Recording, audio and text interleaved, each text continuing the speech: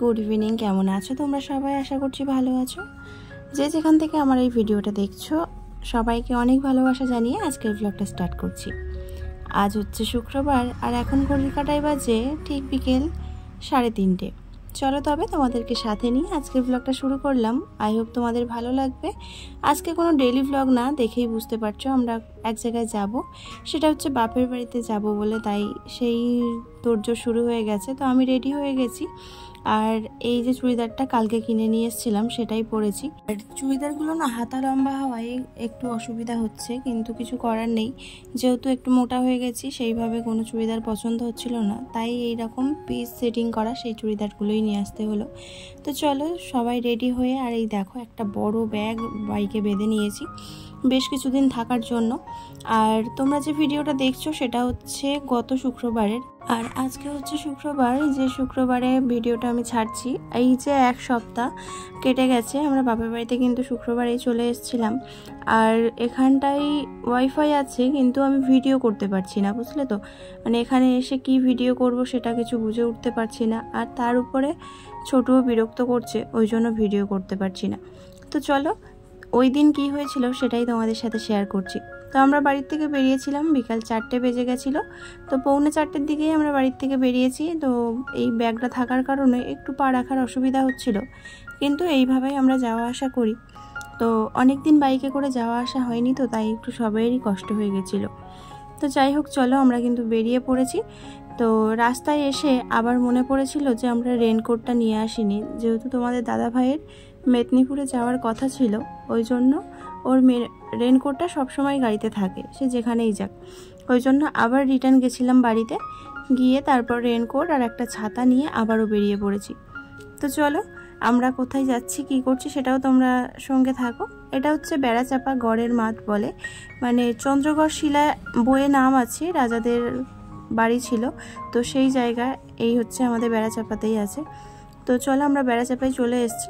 আর আকাশে কিন্তু প্রচণ্ড মেঘ করে রয়েছে, জানি না সামনে কি হবে। আর বেড়াচাপায় তো জল জমে গেছে, তো রাস্তা কেটে জল বের করা হয়েছে সামনে, তো সেইখান দিয়ে বেরিয়ে এসেছি। এটা বেড়াচাপার থেকে আরও অনেকটা এগিয়ে এসেছি, আর সামনেই দেখো রেলগেট। তো এই যে রাস্তা, এখান থেকেও বাপের বাড়িতে যাওয়ার জন্য আমরা ট্রেন ধরি। তো বাইকে করে গেলে এই রাস্তা থেকেই আসি। তো এটা হচ্ছে হাড়োয়া ব্রিজ, তো এই হাড়োয়া ব্রিজের উপর থেকেই যেতে হয়। আর কলকাতার রাস্তা দিয়ে গেলে না, ওইদিকে এখন যেহেতু আরজি করের ব্যাপারটা নিয়ে কলকাতায় শয়ে শয়ে মানুষ মিছিল নামিয়েছে, এটা দরকার। কেননা একটা মেয়ে এইভাবে নরপিশাচের মতো যারা ওকে আঁচড়ে কামড়ে মেরে ফেলেছে, তাদেরকে একেবারে ক্ষমা করা উচিত না। আর এটা হয়তো আমরা বাড়িতে বসে বলছি, কিন্তু এটা আমাদের সবাইয়ের, আমাদের সব মেয়েদের এটা একটা, মানে কি বলবো, একটা ঘৃণ্য পশুদের থেকেও যেভাবে তাকে হত্যা করা হয়েছে, তাকে মেরে ফেলা হয়েছে, তারা যেন কোনোদিন বেঁচে না পালাতে পারে, তারা যেন শাস্তি পায়। কিন্তু আশ্চর্য বিষয় হচ্ছে, যত দিন যাচ্ছে মানুষের তত এই যে হুঙ্কার, সেই হুঙ্কারটা যেন থেমে যাচ্ছে। কিন্তু এটা যদি থেমে যায় তাহলে তারা বেঁচে যাবে। আর এই যে একটা মাস হয়ে যাচ্ছে, এখনও কিন্তু দোষীদের ধরতে পারছে, তাও ধরছে না। এটাই হচ্ছে আশ্চর্য ব্যাপার। ভগবানের কাছে একটাই প্রার্থনা করব, যে মানুষ যদি শাস্তি না দেয়, ভগবান যেন তাদের শাস্তি দেয়, তাদের যেন মাফ না করে। তো ওই জন্যই হয়তো ওই রাস্তা দিয়ে গেলাম না। আর এই রাস্তাটা কিন্তু খুবই ভালো লাগে। এই রাস্তাটার দুদিকে যে সবুজ গাছপালা, এত সুন্দর ভিউ নিয়ে এসছে, আর তার সঙ্গে আকাশটাও মিশে গেছে দেখো। এই রাস্তা দিয়ে গেলে না পুরো ঘটকপুকুরে ওঠা যায়। বাপের বাড়িতে যেতে গেলে ঘটকপুকুর, চাম্পাহাটি, বাড়াইপুরের উপর দিয়েই যেতে হয়।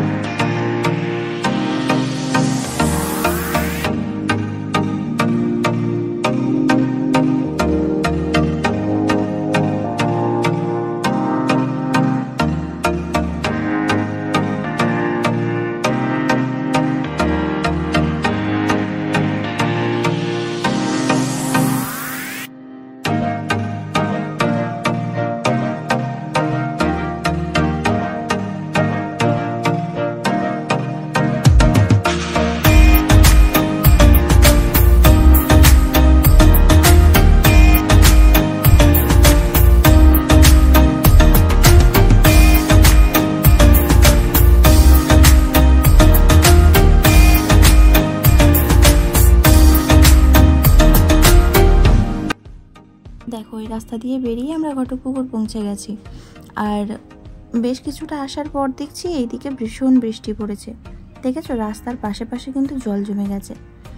আর সবথেকে বড় ব্যাপার হচ্ছে অয়ন পিছনে বসেছিল আর জয় কিন্তু গাড়ির সামনেই বসে এসছে। এই প্রথম বাইকের সামনে করে ও বাইকের সামনে বসে ও মামার বাড়িতে যাচ্ছে।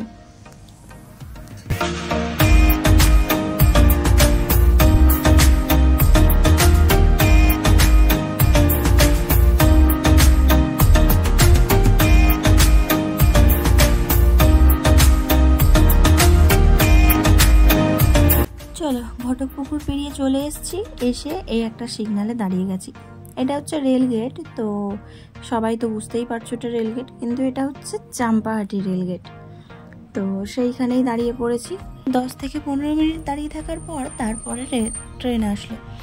আর এই চাম্পাহাটির রাস্তাটা এতটাই বাজে হয়ে গেছে যে যেখানে সেখানে না জল জমে গেছে।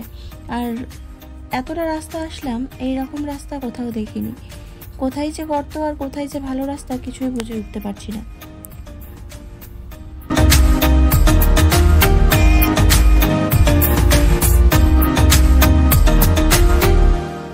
অনেকক্ষণ দাঁড়িয়ে থাকার পর এবারে রেল গেটটা তুলে দিল। তারপরে আমরা এখান থেকে পাস হলাম।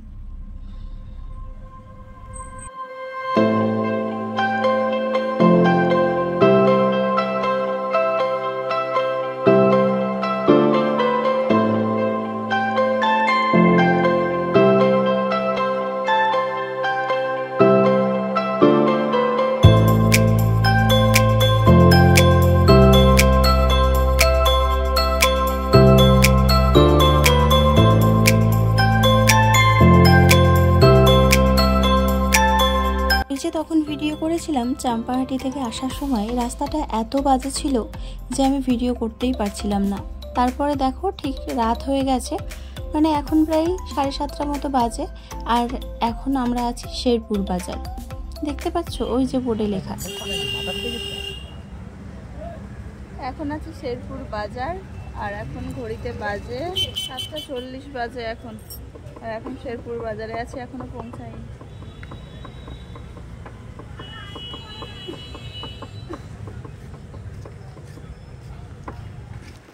তো কষ্ট হচ্ছে।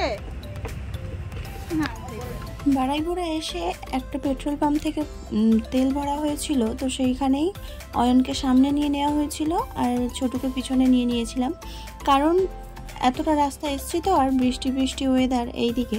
আমরা বৃষ্টির মধ্যে যদিও পড়িনি, কিন্তু আমরা যে জায়গা দিয়ে এসছি তার আগে হয়তো বৃষ্টি হয়ে গেছে, তারপরে আমরা ঢুকেছি। তো সেই আবহাওয়ার জন্য ওর হাত পা দেখি ভীষণ ঠান্ডা হয়ে গেছিলো। ওই জন্য ওকে মাঝখানে নিয়েছি আর আমরা অয়নকে সামনে দিয়ে দিয়েছিলাম। আর তারপরে এই যে আমরা চলে আসছি। আর ওইখানে জ্যামে পড়েছিলাম। সব পুরীতে ট্যুরের বাসগুলো না ওই ছোট রাস্তার মধ্যে গিয়ে পুরো জ্যাম করে দিয়েছিল।